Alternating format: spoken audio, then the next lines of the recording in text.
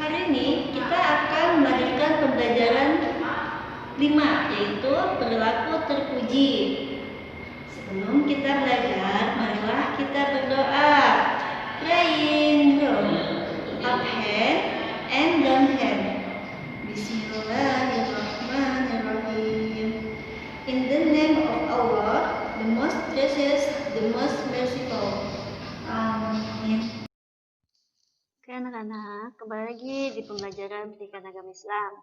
Kita masuk pembelajaran 5, yaitu perilaku terpuji bersama Miss Erti. Oke.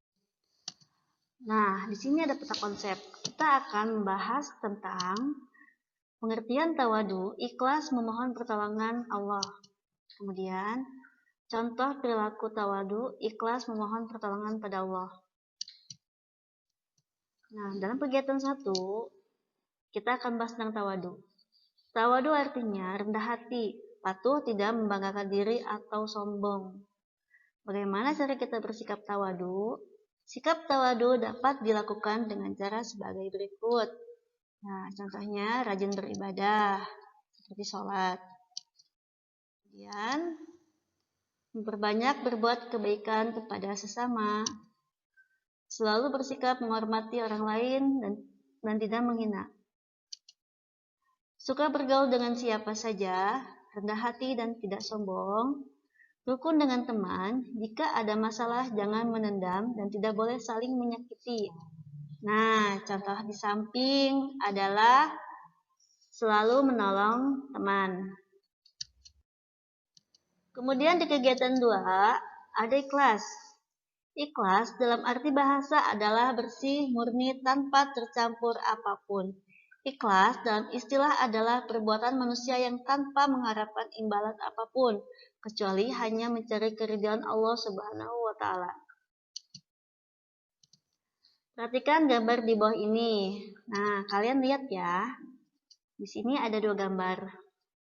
Nah, ini adalah contoh perilaku ikhlas dan peduli terhadap sesama. Dalam kegiatan 3, kita memohon pertolongan. Bisakah manusia hidup sendiri? Bisakah kamu mencukupi kebutuhan tanpa bantuan orang lain?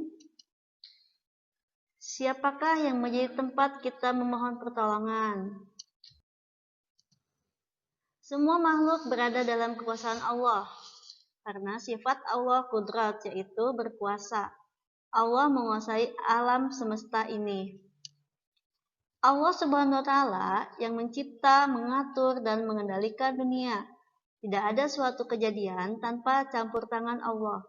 Kekuasaan Allah itu tidak terbatas.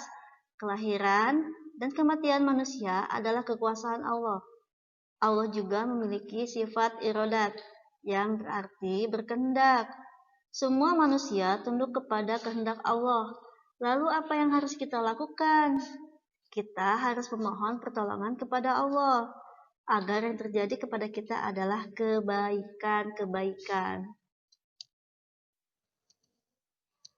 Contoh perilaku memohon pertolongan. Allah adalah sumber dari segala sesuatu. Kita harus rajin berdoa kepada Allah untuk memohon perlindungan dari semua kejahatan dan dijauhkan dari musibah dan bencana. Kapan kita harus berdoa?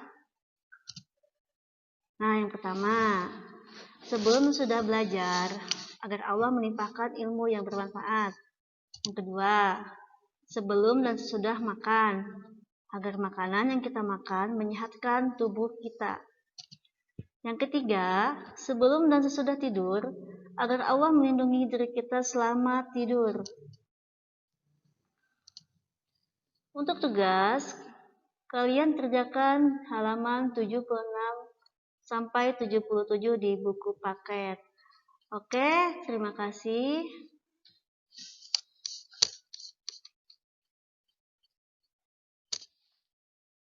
Terima kasih telah menyimak video pembelajaran pendidikan agama Islam. Tetap semangat meski belajar di rumah. Jaga kesehatan, ingat 3M. Mencuci tangan, memakai masker, dan menjaga jarak. Terima kasih. Wassalamualaikum warahmatullahi wabarakatuh.